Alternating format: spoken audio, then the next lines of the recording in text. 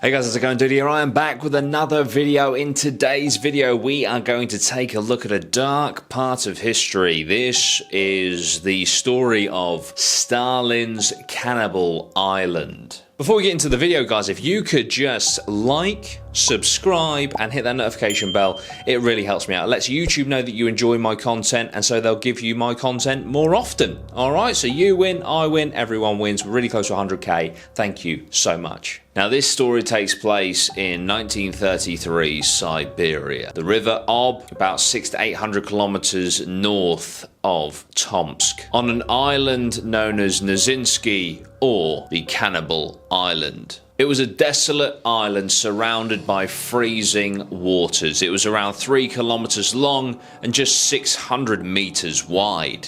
It was a wild marshland and for the longest time was uninhabited. This was until, of course, 1933, when Stalin decided to send a load of political prisoners from gulags to this island. This was because the gulags were getting rather full, because Stalin wanted to send everyone and their mum to the gulag. Backtrack 4 years to 1929 and Stalin had a bright idea. He ordered for something called collectivization. Now, what this meant was that peasants and farmers would have to give up their land, their livestock, for a collective purpose, giving up their small holdings and working on Soviet farms. Now, this was also known as dekulakization. Now, the kulaks were essentially like wealthy peasants, the farmers that did well for themselves. And now it's safe to say that the kulaks disagreed with collectivization. So much so they'd rather burn their farmland, slaughter their livestock, and destroy their tools rather than hand them over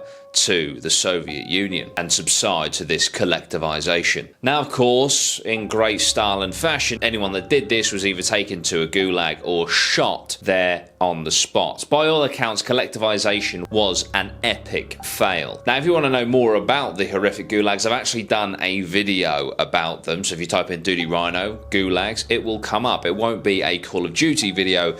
It will be a horrific historical video. So collectivization, being the failure that it was, led to essentially nationwide starvation, and the gulags were overflowing. So a bright idea was born in Moscow, an idea that would solve this problem and get collectivization back on track. And this had everything to do with Cannibal Island. It was basically thought that if the traitors of Stalin that were destined for the gulags would instead go to an island where they could cultivate, create crops, and create food for the masses, then you could have a new gulag system that provided food for everyone, but also the harsh Siberian weather would punish those who should be, in Stalin's opinion, rotting in the gulags. I do need to state just how broken this system was, because you would have secret police that would go out with lists of people of whom they needed to arrest and capture and send off to the gulags. And if these secret police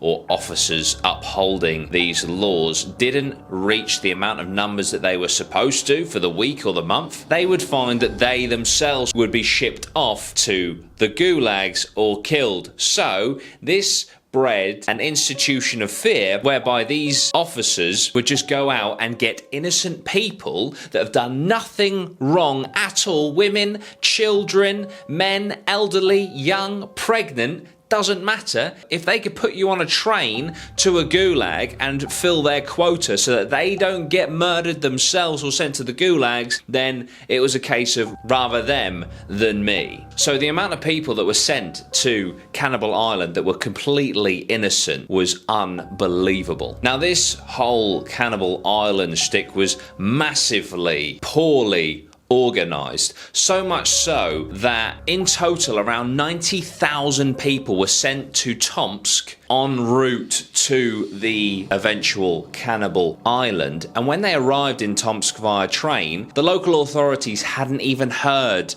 about this plan to turn the Nazinsky Island into this farm which is going to create lots of food and get collectivization back on track. The other big issue was that the River Ob job was currently frozen, so they couldn't ship the people over there. There was initially 25,000 people arrived in Tomsk, and then over the coming weeks, eventually 90,000 people had to be housed in Tomsk, even though they were supposed to be going to be punished on this island. Now, eventually, the rivers defrosted, and the first 5,000 people were taken over to the island. It was not a pleasant trip at all. In fact, the trip itself claimed the first 27 lives. Once they arrived, the prisoners would be set to work, turning this barren wasteland into a productive farm, essentially. Now, the issue was the guards didn't bring any tools with them, and nothing was set up. There was no housing or anything, so they had no tools to cut down lumber to create any huts or housing at all. So they had to sleep outside in the wilderness. Anyone that tried to swim across the river to safety or escape would be shot immediately by the guards. So the prisoners realized they had no choice but to set foot off of the barges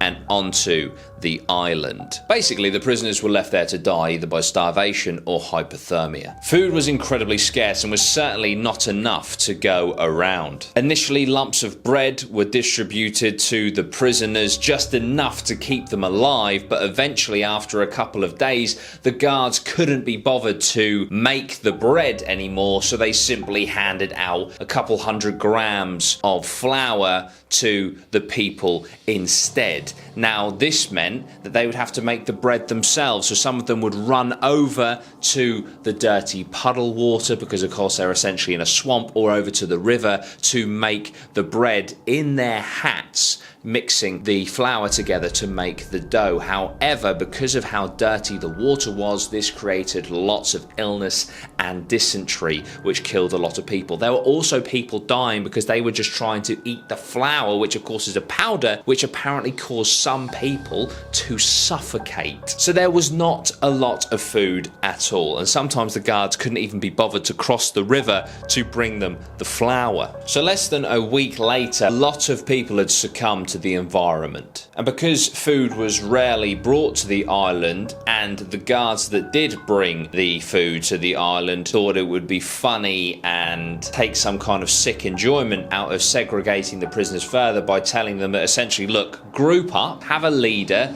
in each group, and we'll give the food to that leader and they can distribute the food amongst you, which of course created this gang mentality. And amongst these prisoners were political prisoners, perfectly innocent people, and also criminals. So some of these criminals were very dangerous people and would go around attacking people. They would rip the gold out of people's teeth in exchange for food and cigarettes from the guards, and would just assert their dominance on the island while the weak were beaten. Other ways in which the guards would get their kicks is they would shoot from across the river onto the island for target practice. They would take loaves of bread over to the island, get a group of prisoners around, and basically set up gladiatorial events whereby the winner would eat the bread but would have to kill the others in order to win said bread, or they would trade bread with the female prisoners in exchange for sex. After a week on the island, the prisoners of course became desperate and cannibalism was rife. The prisoners themselves became the main source of food, and the strongest among them would fight to the death so that they could spare themselves from becoming dinner. Also, the bodies began piling up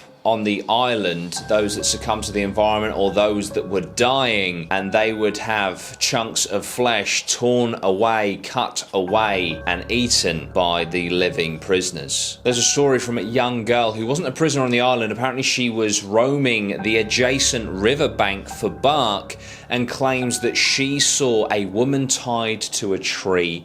The woman who was tied to the tree had every bit of flesh that could be eaten cut away from her, and this ordeal didn't actually kill her. After this, she laid on the floor dying, and she eventually succumbed to the drastic loss of blood. There was also a small Siberian village neighbouring this island, and on one night, a family recalled getting a knock at the door whereby a woman was being held up by some guards and they needed to come in so that the woman could rest. Now, apparently the woman was around 40 years of age, but she looked around 80. She had mysterious dirty rags tied around her legs. She was taken through to the back room where the rags were removed, revealing that she had had both of her calves